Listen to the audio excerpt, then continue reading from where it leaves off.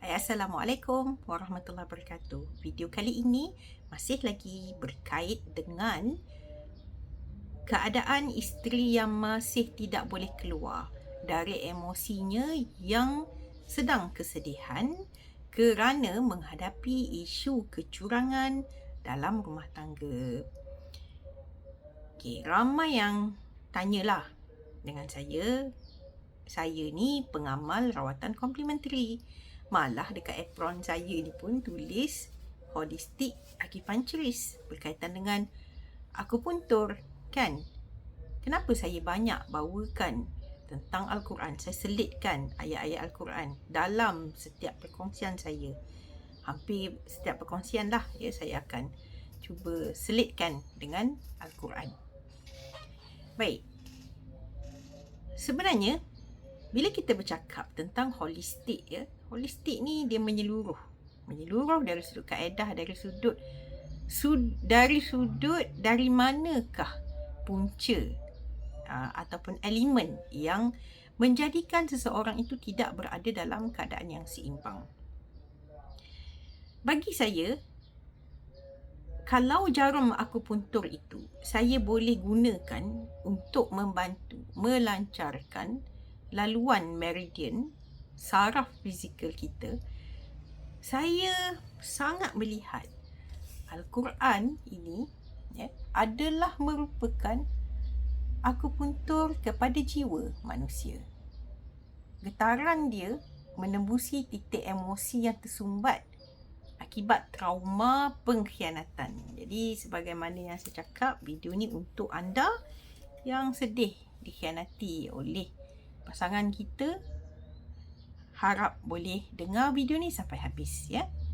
Kerana hari ni saya nak kongsikanlah 10 cara bagaimana Al-Quran ini tadi akan membantu kita secara fisiologi untuk merawat sistem saraf kita yang dah sakit ni kerana menghadapi tekanan dalam isu kecurangan. Al-Quran ni dia bukan sekadar teks, bukan sekadar buku. Kalau lihat di belakang saya tu, ada lagi dekat belakang, banyak lagi. Kalau orang tengok Al-Quran ni secara sepintas lalu, dia macam satu buku je, macam kitab je, kan? Dan kitab-kitab saya yang kat belakang tu pun ada beberapa orang, kanak-kanak lah terutama, yang tak boleh nak bezakan antara kitab dan Al-Quran. Dia cakap, wah banyaknya Al-Quran, doktor. Saya nak senyum jugalah, tapi maksudnya dia alert bahawa ini adalah sesuatu yang berkait dengan Al-Quran. Walaupun mungkin sebenarnya bukan pasal Al-Quran pun, tetapi elemen yang hampir sama. Maknanya kitab biasa pun orang ingat Al-Quran. Al-Quran ni pun orang mungkin boleh ingat dia sebagai sebuah buku biasa sahaja bagi orang-orang yang buta hati dia, yang tak faham macam mana Al-Quran ni bertindak dalam hidup kita sebagai seorang manusia, terutamanya bagi orang yang Islam. Jadi sebenarnya Al-Quran ini adalah guideline kita tau. Guideline kita. Dan ada 10 perkara, 10 cara yang saya nampak mengikut pengetahuan saya, mengikut pengalaman saya sebagai seorang dalam bidang bahasa Arab, dan juga sekarang telah beralih kepada seorang terapis, saya lihat kesinambungannya. Pertama, melalui apa yang kita sebut sebagai resonance gunnah, atau bahasa kita dengung. Ada hukum dengung iaitu mim dan nun, kan? Dan macam dalam ikhfa pun ada sedikit dengung contohnya, kan? Jadi macam bila kita jumpa perkataan inna walamma, kan? Bila kita sebut walamma, cuba kita letak tangan dekat pipi kita.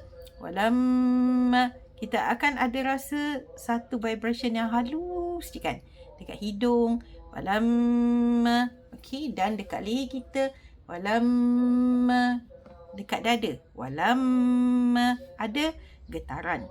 Dan getaran ini sebenarnya merangsang saraf vagus kita, iaitu dialah suis untuk kita bertenang. Jadi bila kita baca Al-Quran yang penuh dalam dia, setiap muka surat yang kita akan buka ni, memang kita akan selalu jumpa. Ya, ada je tempat-tempat yang kita perlu baca dengan dengung. Ya. Jadi, dia menghantar isyarat kepada jantung supaya berhenti berdebar kencang. Jadi, kalau kita tak tenang, bukalah Quran. Bacalah. Ya. Yang kedua, kita ada yang kita sebut sebagai regulasi nafas pada wakaf dan ibtidak. Apa tu pula wakaf dan ibtidak? Wakaf bermaksud berhenti, ibtidak maksudnya memulakan. Jadi kita bukanlah baca daripada muka surat pertama kita buka Al-Quran ni sampai habis main redah je, main berhenti je. Tidak. Dalam sini ada tempat-tempat sekurang-kurangnya yang ada bulat-bulat tu adalah tempat kita berhenti. Okay, ada juga lagi tanda-tanda yang lain. Itu saya tak nak hurailah di sini. Tetapi ada kita kata wakaf dan ibtidak, di mana kita kena berhenti, di mana kita kena sambung, di mana kita kena mula. Ya. Dan ketika itu, dia akan mengarahkan kita untuk melakukan satu jenis pernafasan yang turut kita boleh kategorikan dia sebagai terapi pernafasan yang automatik boleh menurunkan paras hormon kortisol ataupun kadar stres kita yang sedang sangat banjir dalam diri kita, dalam dada kita ni. Okay. Jadi bila kita baca, berhenti, tarik nafas balik, kita ada satu bentuk terapi dalam pernafasan. Yang ketiga adalah keteraturan visual. Okay. Dalam Al-Quran kita tengok susunan ayat, ada yang pendek-pendek sikit kan, dia punya susunan lah, nampak kemas je, teratur je. Okay, jadi bila otak kita melihat satu susunan yang kemas, kita akan rasa benda tu stabil. Bila visual yang kita lihat tu stabil, membantu otak kita rasa ada sesuatu yang masih teratur dalam penglihatan kita, dalam dunia kita. Okay. Kemudian, yang keempat sebagai satu kesedaran ataupun berhati-hati dari aspek menyebut makhraj. Apa pula makhraj ni? Ada yang mungkin dah tahu, ada yang tak tahu. Makhraj ni adalah merupakan dua perkataan. Huruf mim dan kharaja, iaitu kharaja ni adalah keluar, iaitu tempat keluar. Tempat keluar apa? Tempat keluar huruf. Macam ba, keluar kat mana? Dekat hujung bibir kita, ba. Kita kat mana? Ada melibatkan gigi dan juga lidah. Okay. Jadi bila kita nak sebut tu, kita bukan bercakap macam kita bercakap dengan kawan. Kita akan sebut dengan berhati-hati, kerana setiap huruf tu ada dia punya tempat keluar, makhraj dia, terutamanya bagi huruf-huruf yang agak mencabar lah, macam ha, itu lagilah kita kena berlatih kan, berlatih dan menjadikan kita, aku kena hati-hati ni nak sebut huruf-huruf ni, nanti ada dalam surah yang kita sedang baca. Dan inilah kita namakan sebagai satu bentuk kerja kognitif yang tinggi. Kognitif, kecerdikan kita, menggunakan fikiran kita, yang kita juga sebut sebagai cognitive focusing. Memaksa kita berhenti untuk sentiasa memainkan memori sedih. Sebab apa? Sebab kita dah fokus kepada makhraj tadi, tempat di mana sepatutnya keluar menghasilkan bunyi sebaik mungkin. Kemudian yang kelima adalah keharmonian suku kata dalam masyarakat kita. Nenek-nenek kita dulu, kita kat sekolah pun mungkin ada belajar kan, pantun. Siapa tak tahu pantun? Bukan Melayu lah. Okay, pantun, syair, dia ada ritma hujung yang sangat stabil. Dalam Al-Quran ini juga, ada banyak macam tu. Menjadikan otak kita ni secara semula jadi mempunyai reaksi yang positif kepada bunyi yang beritma. Yang tersusun ni dia akan menghasilkan sesuatu yang menyeronokkan, positif, dan memberikan rasa selamat kepada pendengaran walaupun kita tak faham apalah Al-Quran ni cakap. Tapi pengesanan ritma tersebut menjadikan otak kita dapat mengesan sesuatu. Ya. Kemudian yang keenam, kita panggil neuroplasticity ataupun bahasa ketenangan, ya, yang mana sebenarnya otak kita ni boleh berubah jika kita dengar bunyi yang harmoni, yang sedap, yang sama, yang dia ada ritma yang macam kita cakap tadi kan. Kita sedang membentuk satu laluan saraf baru, membina pola ketenangan yang baru, dan dia akan lemahkan saraf laluan yang kita ada trauma, ya, laluan saraf, maafkan saya, laluan saraf yang trauma yang selama ni membuatkan kita selalu stres, selalu sesak. Jadi dia cover balik laluan yang tak bagus tadi. Kemudian yang ketujuh, kita sebut dia sebagai tactile grounding, ataupun kita grounding ni macam bila kita tak sihat kan, eloklah kita pergi grounding, kita memijak rumput, kita pegang pokok, itu grounding. Tapi dengan Quran pun kita boleh buat, iaitu kita sentuh mushaf ni, ya, peluk dia erat-erat kan. Okay. Dan ada orang tanyalah, daripada phone pun kita boleh baca Al-Quran kan. Okay, tapi nasihat saya ataupun pandangan peribadi je, ya, peganglah mushaf fizikal. Sebab daripada mushaf fizikal ni kita boleh rasa dia punya beban, berat, rasa kertas dia, ya, ada bau dia.